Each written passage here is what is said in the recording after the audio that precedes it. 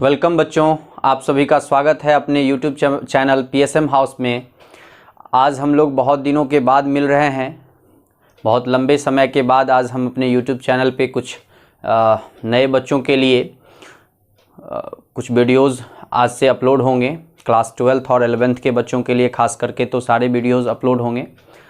और जो CBSE से बच्चे आते हैं, CBSE बैकग्राउंड से 11th 12th के बच्चे हैं, उनका वीडियोस अधिकतर उनको यहाँ से ज़्यादा बेनिफिट मिलने वाली है। क्योंकि जो मैं अभी सिलेबस स्टार्ट करने जा रहा हूँ उसमें सबसे ख़ास बात ये है कि CBSE बोर्ड के बच्चों का टर्म 1 का एग्ज़ाम क्लियर हो चुका है और टर्म 2 का एग्ज़ाम होना बाकी है। तो टर्म 2 के जो सिलेबस हैं उसके अकॉर्डिंग हम लोग अभी से सारे वीडियोस उसके रिगार्डिंग हम आप लोग को प्रोवाइड करेंगे और उसी से रिलेटेड सारी बातें यहाँ पे की जाएंगी। तो जैसा कि पिछले कुछ एक साल पहले मैंने ये चैनल स्टार्ट किया था प्रॉपरली 11th 12th और IIT के बच्चों के लिए, लेकिन अब ये कंटिन्यूटी जो है वो दिखाई देगी और कंटिन्यूसली आप लोगों को वीडियोस प्रोवाइड किए जाएंगे। और टिल योर एग्ज़ाम, जब तक कि आपका एग्ज़ाम कंप्लीट नहीं हो जाता है तब तक तो हम आपके साथ रहेंगे ही, और आप लोग भी अधिक से अधिक बच्चों के साथ यहाँ से बेनिफिट ले सकते हैं। यहाँ पर आप लोगों को किसी भी प्रकार की जो समस्याएं आएंगी आपके क्वेश्चन सॉल्विंग में या कॉन्सेप्ट को अंडरस्टैंड करने में, तो हम सारी चीज़ों पे आप लोग से बात करेंगे और वो भी आपको मैंने प्रोवाइड कर रखा है। और जिन्हें प्रोवाइड नहीं किया है, मैं अपना टेलीग्राम चैनल या फिर जो मेरा व्हाट्सअप ग्रुप है, व्हाट्सअप पे जो अकाउंट है, वो सारी जो अकाउंट्स हैं वो सब मैं शेयर कर दूंगा और आप लोग अपना अपना प्रॉब्लम्स भी शेयर कर सकते हैं। जिनको जो डाउट्स होंगे मैं उसका भी एक वीडियोज़ अपलोड करता रहूँगा। तो चलिए आज हम क्लास 12th के बच्चों के लिए जो CBSE का जो पैटर्न है उसके अकॉर्डिंग हम लोग टर्म 2 के एग्ज़ाम का प्रिपरेशन को ध्यान में रखते हुए उसके सिलेबस को ध्यान से देखते हैं और फिर उसके बाद हम लोग कुछ टॉपिक स्टार्ट करेंगे पढ़ाई के लिए। जैसा कि आपको मैंने एक वीडियो अपलोड कर रखा है सिलेबस के रिगार्डिंग, जिसमें सबसे पहला जो मोस्ट इम्पॉर्टेंट पॉइंट है, सबसे पहले आप लोगों को कैलकुलस के बारे में पढ़ना है। इस कैलकुलस और दूसरा आपको पढ़ना है vector and 3D 3 dimensional geometry, और तीसरा आपको पढ़ना है प्रोबेबिलिटी।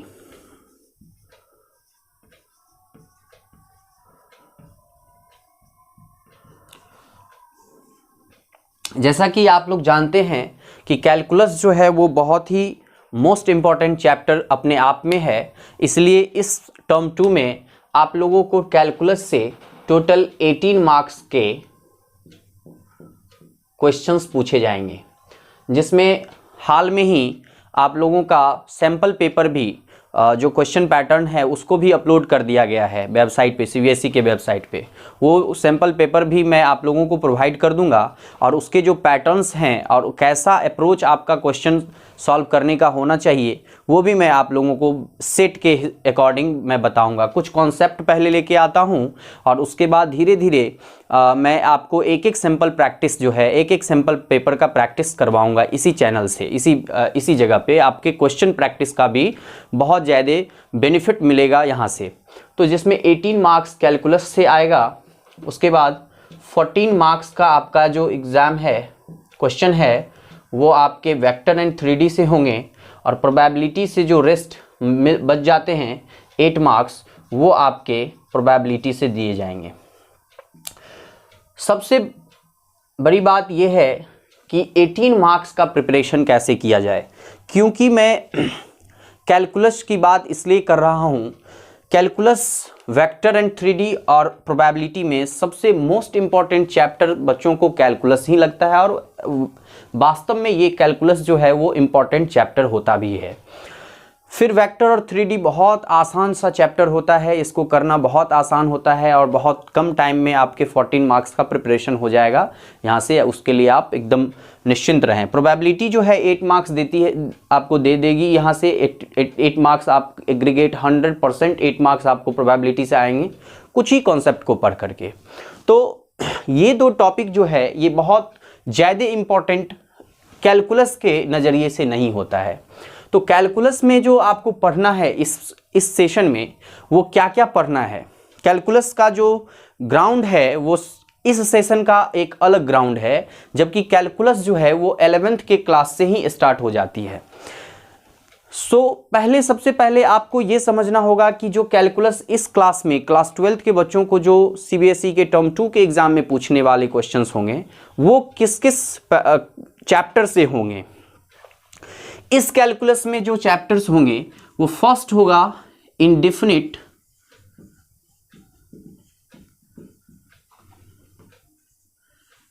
इंटीग्रल्स, और इसमें आप इंडेफिनिट में डेफिनिट इंटीग्रल्स भी ऐड कर सकते हैं, वो भी साथ में होगा।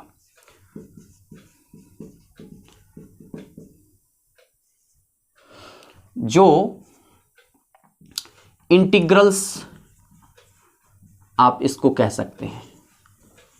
दूसरा आपको इसमें पढ़ना है application of integrals, AOI। In application of integrals में आपको जो मेन लॉजिक है इंटीग्रेशन पढ़ने का वो आपका क्लियर होगा कि इंटीग्रेशन जो होता है वो हम लोग पढ़ते क्यों हैं और उसका यूज़ कहाँ पे है, वो आप एप्लीकेशन ऑफ इंटीग्रल्स में देखेंगे। और इसमें जो तीसरा चैप्टर है वो है डिफरेंशियल इक्वेशन, जो कि बहुत ही आसान सा क्वेश्चन इसमें बनता है और बहुत इजी से आप इसके क्वेश्चंस को कर सकते हैं। टेक्निकल क्वेश्चंस होते हैं, बाय मेथड होते हैं, वो आप मेथड सीखेंगे और क्वेश्चन आपसे इजीली बन जाएंगे। मोस्ट इंपॉर्टेंट बात ये है कि इंटीग्रल्स अगर मैं इसको डिस्ट्रीब्यूट करूं तो ये 6 मार्क्स के हो सकते हैं, फिर आपका इसमें से 6 मार्क्स का हो सकता है और डिफरेंशियल इक्वेशन से 6 मार्क्स का हो सकता है। ये जो पैटर्न है 18 मार्क्स का, इसका डिस्ट्रीब्यूशन अगर 3 पार्ट्स में किया जाए तो आपको इंटीग्रल्स से 6 मार्क्स, एप्लीकेशन ऑफ इंटीग्रल्स से 6 मार्क्स और डिफरेंशियल इक्वेशन से 6 मार्क्स के क्वेश्चन हो सकते हैं। अभी तो सैंपल पेपर भी आ गया है, तो मैं उसमें देख करके आपको सारे जो उसके एनालिसिस हैं क्वेश्चन के मैं वो करूंगा, उसमें आपको मालूम चलेगा कि किस चैप्टर का कितना ज़्यादा वेटेज है और कितना क्वेश्चन आने वाला है, तो वो भी मैं डिस्कस करूंगा। लेकिन फिलहाल आप यहाँ देखिए कि इंटीग्रल्स में से 6 मार्क्स आप मान सकते हैं, एप्लीकेशन ऑफ इंटीग्रल से भी 6 मार्क्स मान सकते हैं और डिफरेंशियल इक्वेशन से भी 6 मार्क्स मान सकते हैं। उसके बाद आता है वेक्टर एंड 3D। तो वेक्टर और 3D में वेक्टर एक अपना 7 मार्क्स ले लेगा और 3D एक अपना 7 मार्क्स ले लेगा। दूसरा आपका प्रोबेबिलिटी लास्ट जो है ये थर्ड चैप्टर होगा, जो 8 मार्क्स कंप्लीट खुद का इसका क्वेश्चन होगा। बहुत इजी क्वेश्चंस होते हैं प्रोबेबिलिटी के। अब मैं थोड़ा सा इसका बैकग्राउंड बताने जा रहा हूं कि किस किस चैप्टर में आपको पहले वाले सब जो क्लासेस हैं उसमें से आपको क्या क्या अभी पढ़ लेना चाहिए। देखिए, इंडेफिनिट इंटीग्रल्स और इंटीग्रल्स आपको पढ़ने के लिए, कैलकुलस पढ़ने के लिए जो बेसिक चीज़ें हैं वो फंक्शन होता है। जो क्लास 11 के फंक्शंस हैं, चैप्टर रिलेशन फंक्शन, क्लास 11 के चैप्टर को आप ध्यान से पढ़िएगा, क्योंकि बहुत इंपॉर्टेंट हो जाता है। अगर कैलकुलस आप सीखना चाहते हैं, सिर्फ सीखना चाहते हैं, क्वेश्चन बनाना चाहते हैं, तो इट इज़ ओके। आप क्वेश्चन बनाना एकदम आसानी से सीख सकते हैं, उसमें कहीं कोई आपको परेशानी नहीं होगी। लेकिन अगर आप इंटीग्रेशन सीखना चाहते हैं तो आपको सबसे पहले जानना होगा फंक्शन के बारे में, जो कि बहुत भास्ट कॉन्सेप्ट होता है फंक्शन का। और उसको अगर आप जान लेंगे, सीख लेंगे, उसके रेंज डोमेन को जान लेंगे, तो ये जो इंटीग्रेशन है या डिफरेंशिएशन है या जो कुछ भी कैलकुलस का जो स्टार्टिंग है वो आप एकदम अच्छे से कर सकेंगे। जो फंक्शन से बेस्ड, फंक्शन के द्वारा आप कर पाएंगे। कैलकुलस के लिए आप बेसिकली फंक्शन को रीड कर लीजिएगा। दूसरा है इसमें एप्लीकेशन ऑफ इंटीग्रल्स, वो मैं आपको इंटीग्रेशन से ही बताऊंगा। और तीसरा है डिफरेंशियल इक्वेशन, वो भी आपका बहुत ही आसान है, डिफरेंशिएशन और इंटीग्रेशन के कॉम्बिनेशन से हो जाएगा। वेक्टर 3D में इसका एकदम बेसिक सा फंडा है कि वेक्टर तो आप क्लास 11 के साइंस में भी पढ़े हैं, और 3D जो है वो 2D के बाद का ज्योमेट्री है, तो ये आपको सीखना है। इसमें भी कुछ बहुत बड़ी बातें नहीं होती हैं। प्रोबेबिलिटी को पढ़ने के लिए थोड़ा सा आपको मेहनत करना ये है कि जो क्लास 11 में परमुटेशन कॉम्बिनेशन चैप्टर है उसको खूब अच्छे से और बहुत उसके जो क्वेश्चंस हैं उसका प्रैक्टिस कर लीजिएगा, क्योंकि प्रोबेबिलिटी में जो क्वेश्चंस बनते हैं उसमें बहुत सारे क्वेश्चंस में हम लोग कॉम्बिनेशन और परमुटेशन का यूज़ करने वाले हैं। तो इसलिए हमने आपको बता दिया कि इम्पॉर्टेंट चैप्टर कौन कौन से हैं और उसमें से कौन कौन से इम्पॉर्टेंट चैप्टर आपको कर लेना चाहिए प्रीवियस के, जिससे कि ये चैप्टर्स जो अभी आपको टर्म 2 में CBSE के बच्चों को पूछे जाने वाले हैं उसका इतना ही सा फंडा है प्रिपरेशन के लिए। तो उम्मीद है कि आप सिलेबस के रिगार्डिंग आपके जो कन्फ्यूजन होंगे वो दूर हो गए होंगे, तो आप सिलेबस को अच्छे से कवर अप कीजिएगा। थैंक यू आज के लिए।